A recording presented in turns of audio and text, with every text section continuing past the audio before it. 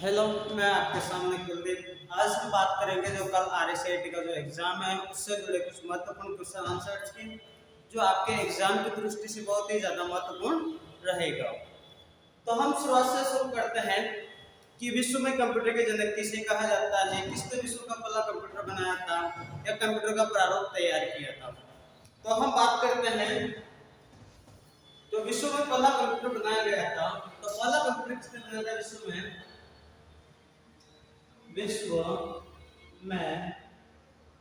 पहला कंप्यूटर। तो इसका प्रारूप बनाया था चार्ल्स बेबेज नाम के एक विद्वान ने। जिसने चार्ल्स बेबेज जिसने बनाया था चार्ल्स बेबेज नाम के एक विद्वान ने। लेकिन इसमें भी दो चीजें आती है। एक तो जो इसने दो इंजन बनाए थे, कहने का मतलब कंप्यूटर है, लेकिन उन्होंने जो नाम दिया था, एक तो दिया था डिफेंस इंजन।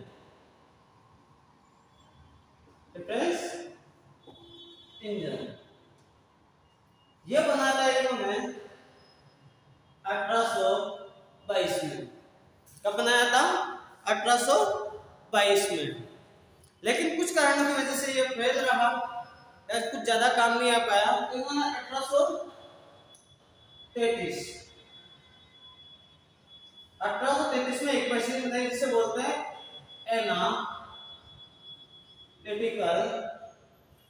इंजन। और एक कब बनी? इसके दो टाइम आते हैं, एक तो 1837 भी आता है और 1833 भी आता है। तो पहला जो टाइम आता है 1833, कब बना एनालिटिकल इंजन? 1833। और दूसरा जो टाइम आता है वो आता है 1837। दोनों ही एग्जाम की दृष्टि से बहुत महत्वपूर्ण है, तो आप दोनों को याद रखें। कोई से पूछ लिया जाता है, लेकिन अगर पूछे तो 1833 पहला आंसर। ठीक है। तो जब इन्होंने कंप्यूटर का जो प्रारूप बनाया दो मशीनों के रूप में, डिफरेंस इंजन और एनालिटिकल इंजन, इस वजह से ने कंप्यूटर का जनक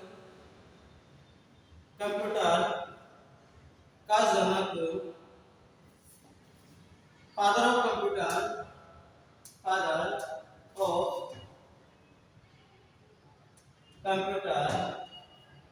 कंप्यूटर के पितामह, कंप्यूटर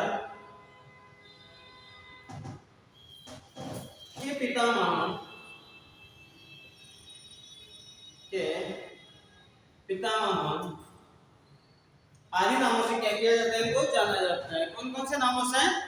कंप्यूटर का जनक, फादर ऑफ कंप्यूटर, और कंप्यूटर के पितामह आदि नामों से क्या किया जाता है, इनको जाना जाता है। अब हम भारत की बात करते हैं कि भारत में पहला कंप्यूटर कहां से आया, नाम क्या था। तो हम बात करते हैं भारत के पहले कंप्यूटर की। जो भारत का पहला कंप्यूटर था, भारत का पहला कंप्यूटर, यह था सिद्धार्थ, जिसे 1956 में कोलकाता सांख्यिकी संस्थान में लगाया गया था। कहां लगाया गया था? कोलकाता सांख्यिकी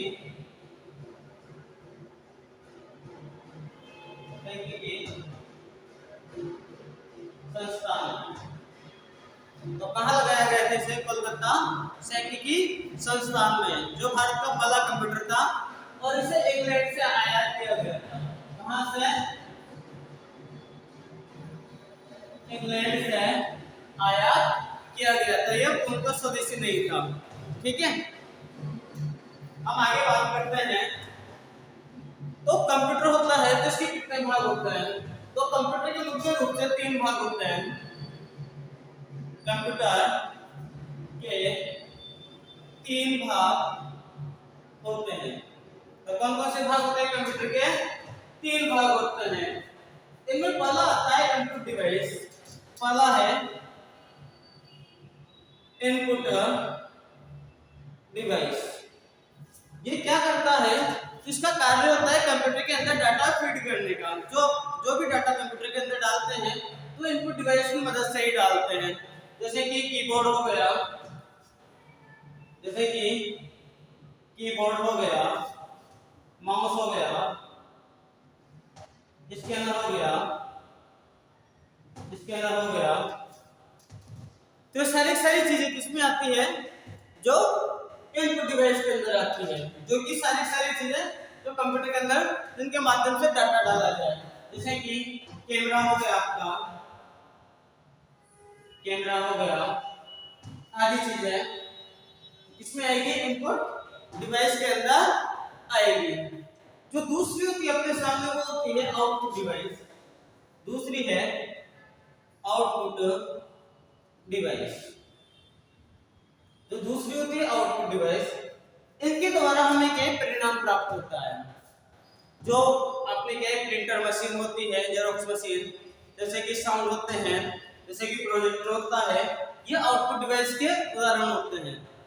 जैसे कि आपके सामने एग्जांपल लिखे तो क्या प्रिंटर,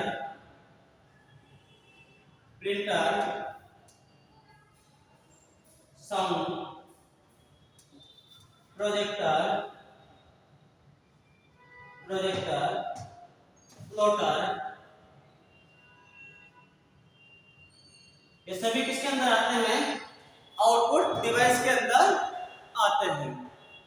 ठीक है, हम आगे चलते हैं। जो अपना तीसरा है वह क्या है, वह है सीपीयू।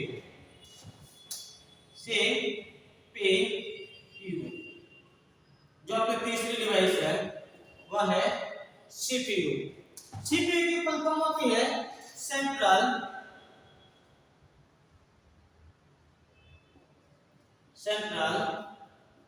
Processing unit. यह कंप्यूटर के अंदर प्रोसेस करने का काम करती है। कंप्यूटर के अंदर जो सारे कार्य होते हैं वो कौन करता है, प्रोसेस करने का काम वह करता है आपके सीपीयू। अब हम आगे चलते हैं, अब हम पढ़ते हैं सीपीयू के पार्ट ऑफ सीपीयू।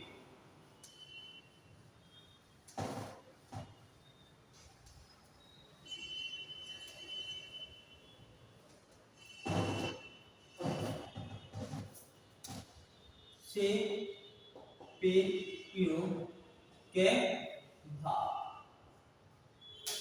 इसके भी तीन भाग होते हैं। जो सीपीयू होता है तो सीपीयू के भाग होते हैं तीन। पहला है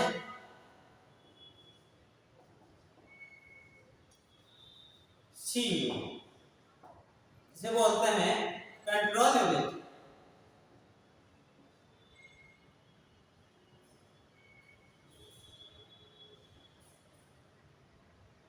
कंट्रोल यूनिट जो कि पूरे कंप्यूटर को कंट्रोल करने का काम करता है। कौन करता है, सीयू।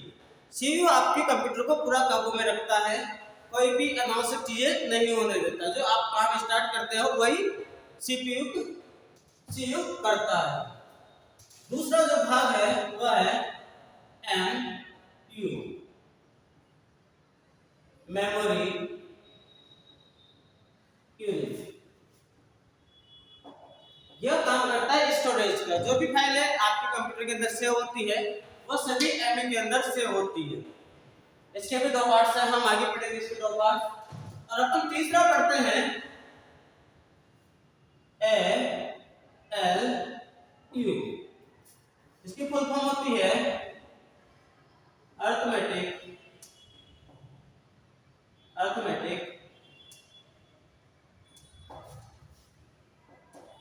लॉजिकल या लॉजिक यूनिट। इसका जो तीसरा पार्ट है अरिथमेटिक लॉजिकल यूनिट या लॉजिकल यूनिट, इस नाम से जाना जाता है। ये कार्य करता है जैसे तार्किक गणनाएं हो गई, जैसे मैथमेटिकल गणनाएं हो गई, तो ये कौन करेगा, ये करता है आपका एएलयू। मैथमेटिकल और तार्किक गणनाएं करता है एएलयू। अब हम पढ़ते हैं जो आपकी मेमोरी यूनिट है उसके पार्ट्स पढ़ते हैं।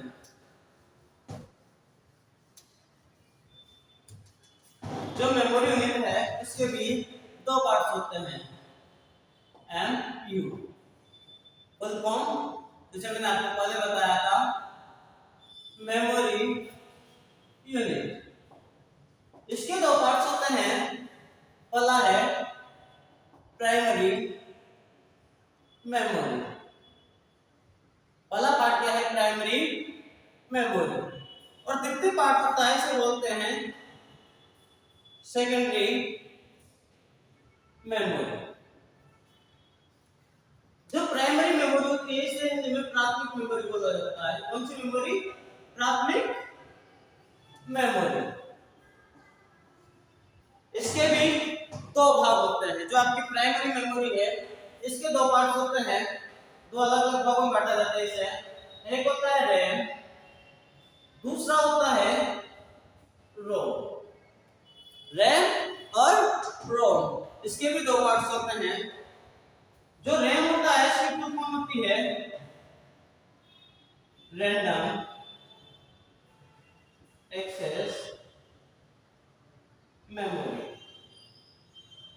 तो जो रैम होती है इसकी फुल फॉर्म होती है रैंडम एक्सेस मेमोरी। मैं आशा करता हूँ कि आपको अच्छे से समझ में आ रहा होगा। और जो रोम होती है इसकी फुल फॉर्म होती है read only memory.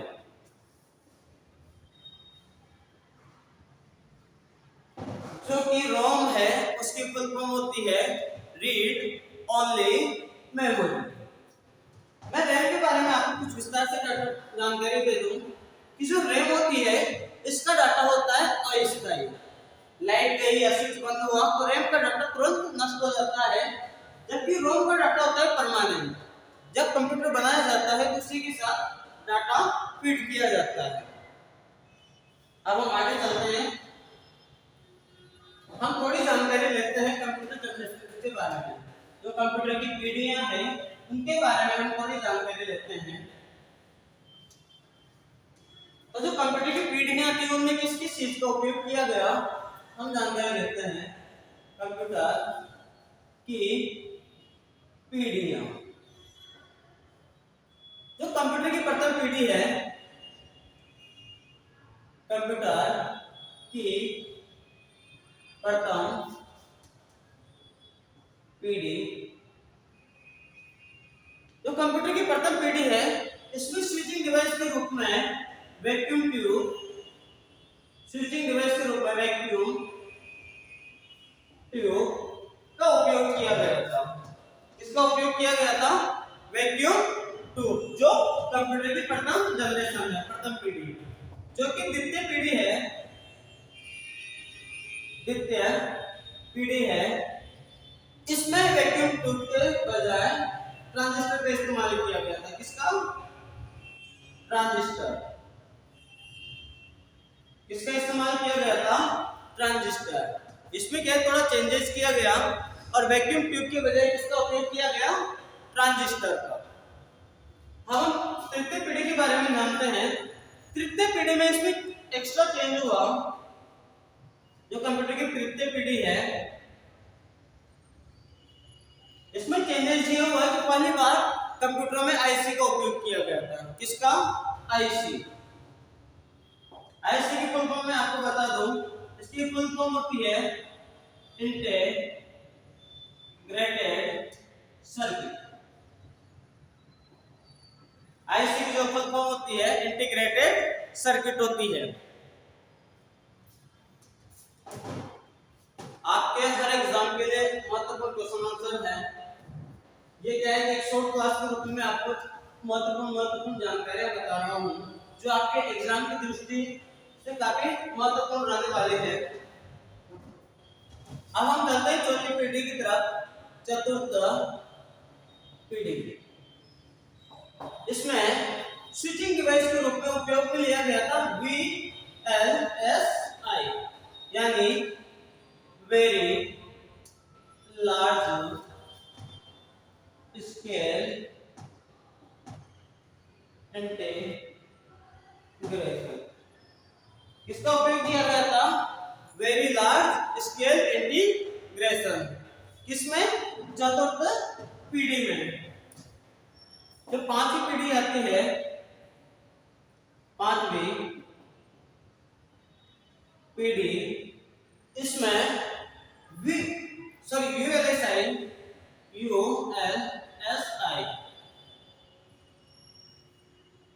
Ultra large scale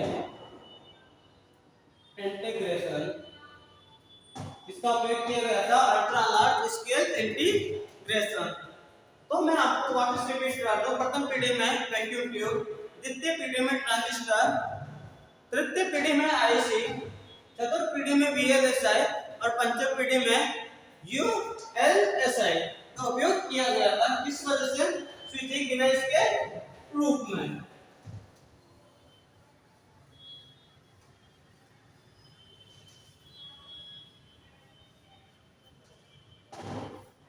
अब कंप्यूटर विज्ञान के आधार पर कंप्यूटर के पार्ट्स कितने होते हैं वो पढ़ते हैं। तो कंप्यूटर विज्ञान के आधार पर कंप्यूटर के भाग,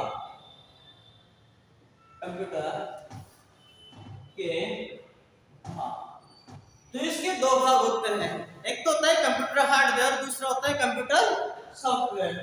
जो पहला है यह है कंप्यूटर हार्डवेयर। कौन सा है? Computer hardware.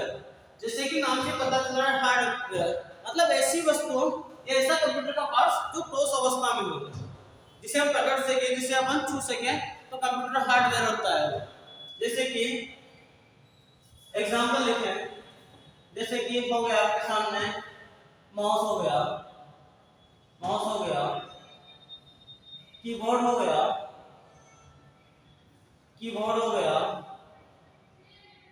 आपके एलईडी हो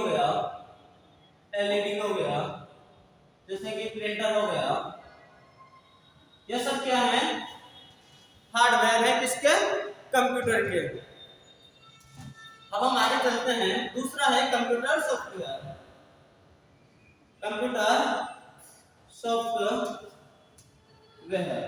कौन सा है? Computer software. जैसे कि नाम से पता चल रहा है सॉफ्ट मतलब ऐसी चीजें जिन्हें हम सिर्फ देख सकते हैं, छू नहीं सकते, और किसके अंदर आते हैं? कंप्यूटर सॉफ्टवेयर के अंदर। जैसे कि कंप्यूटर के सॉफ्टवेयर हो गए, जैसे कि फोटोशॉप हो गया, एग्जांपल के रूप में देखते हैं, फोटोशॉप हो गया, टैली हो गया, जैसे कि विंडो हो गया। ये सारे क्या हैं? जो कंप्यूटर सॉफ्टवेयर के अंदर आते हैं, जिन्हें हम सिर्फ देख सकते हैं, यूज कर सकते हैं, लेकिन हम छू नहीं सकते। अब हम आगे चलते हैं, हम पढ़ेंगे जो कंप्यूटर है, कंप्यूटर सॉफ्टवेयर, इसके भी कितने पार्ट्स होते हैं? दो पार्ट्स। कंप्यूटर सॉफ्टवेयर है, इसके भी कितने पार्ट्स होते हैं? दो पार्ट्स। कंप्यूटर सॉफ्टवेयर कौन है? इसके दो पार्ट्स होते हैं। एक तो आता है सिस्टम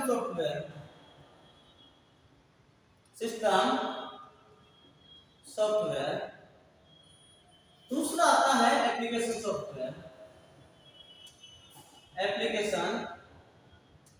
सॉफ्टवेयर। जो सिस्टम सॉफ्टवेयर होता है, यह कंप्यूटर को सिस्टम को चलाने के लिए महत्वपूर्ण होता है। कंप्यूटर की अगर सिस्टम सॉफ्टवेयर ना हो तो आपका कंप्यूटर ही वर्क नहीं करता। जैसे कि ऑपरेटिंग सिस्टम भी बोला जाता है इसे। जैसे कि एग्जांपल के रूप में लिखते हैं, विंडो हो गया, जैसे आपके मोबाइल का ऑपरेटिंग सिस्टम हो गया, जैसे कि लिनक्स हो गया, जैसे कि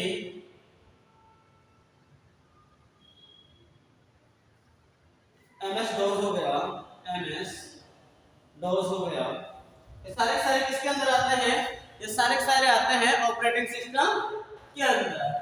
एप्लीकेशन सॉफ्टवेयर वो होते हैं जिसके द्वारा कंप्यूटर हमारे लिए यूजफुल बनता है। जैसे कि MS ऑफिस। आप इसके बिना आप कोई ऑफिस वर्क नहीं कर सकते। तो ये क्या है आपका सिस्टम सॉफ्टवेयर, जैसे कि टैली हो गया, टैली, फोटोशॉप हो गया, फोटोशॉप हो गया, ये सारे जो उपयोगी सॉफ्टवेयर हैं ये किसके अंदर आते हैं, एप्लीकेशन सॉफ्टवेयर के अंदर। सिस्टम सॉफ्टवेयर जो आपके कंप्यूटर के सिस्टम को चलाने के लिए महत्वपूर्ण होते हैं, ये सभी क्या है, कंप्यूटर सॉफ्टवेयर होते हैं दोनों ही। अब हम पढ़ते हैं कंप्यूटर के प्रकार, क्योंकि कार्य के हिसाब से, आकार के हिसाब से अलग अलग प्रकार के कंप्यूटर पाए जाते हैं। तो हम उन्हीं के बारे में पढ़ेंगे। जो पहला है तो हम पढ़ेंगे कंप्यूटर के प्रकार। कंप्यूटर के प्रकार, जो पहला है यह है कार्य प्रणाली के आधार। इसके अंदर पहला आता है एनालॉग कंप्यूटर, एनालॉग कंप्यूटर। दूसरा है डिजिटल कंप्यूटर। तीसरा है हाइब्रिड कंप्यूटर,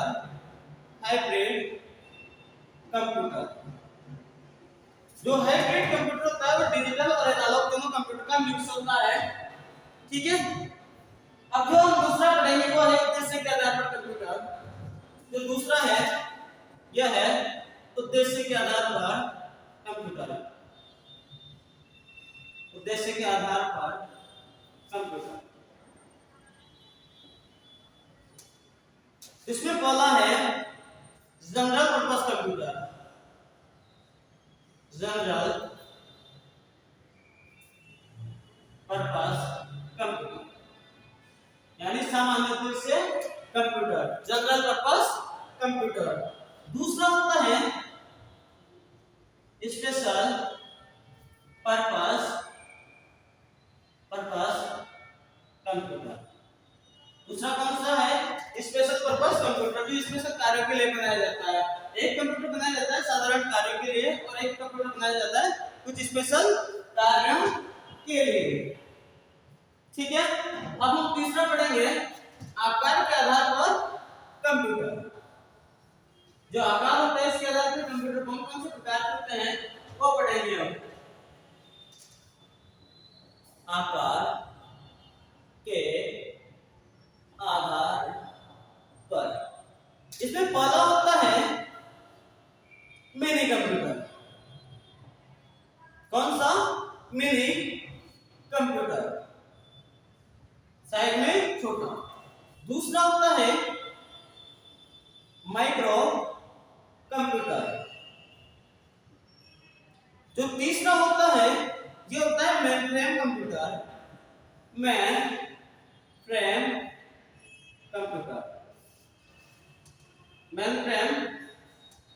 कंप्यूटर। और जो चौथा होता है यह होता है सुपर कंप्यूटर। जो चौथा होता है किसका नाम जाना जाता है, सुपर कंप्यूटर। तो ये आपके कंप्यूटर के प्रकार हो गए।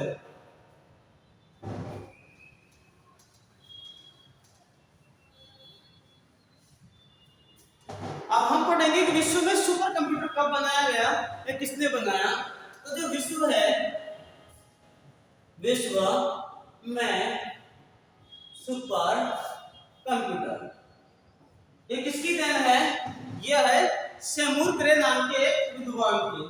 नाम क्या है, सेमूर क्रे। किसने बनाया था पहला सुपर कंप्यूटर, सेमूर क्रे नाम के विद्वान ने।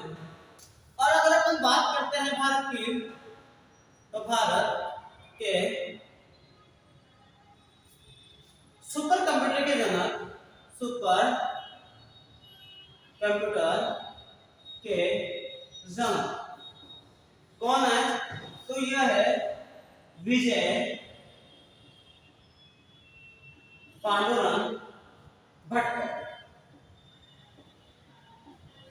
विजय पांडुरंग भटकर। और जो भारत में सुपर कंप्यूटर है वो किस कंपनी ने बनाया था?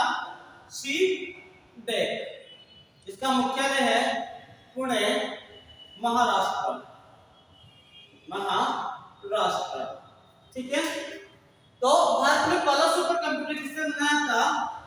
विजय पांडुरंग भटकर।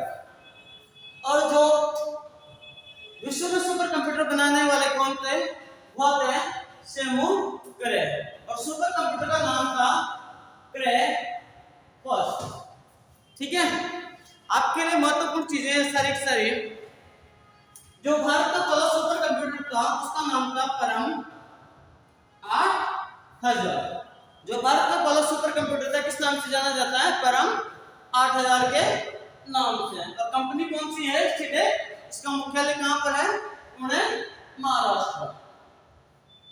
अब हम और मुख्य जानकारियां जानते हैं सुपर कंप्यूटर्स के बारे में कि विश्व का सबसे तेज सुपर कंप्यूटर कौन सा है, भारत का सबसे तेज सुपर कंप्यूटर कौन सा है। हम बात करते हैं विश्व के सबसे तेज सुपर कंप्यूटर की, ठीक है। तो कौन सा है? यह है फ्रंटियर। कहां का है? अमेरिका। तो विश्व का सबसे तेज सुपर कंप्यूटर कहां का है? यह है अमेरिका का। हम बात करते हैं भारत का सबसे तेज सुपर कंप्यूटर, तो ये कौन सा है? यह है एरावत। आपको पता है एरावत इंद्र के हाथी का नाम भी है। तो भारत का जो सबसे तेज सुपर कंप्यूटर है किस नाम से जाना जाता है? यह है एरावत के नाम से जाना जाता है, ठीक है। धन्यवाद।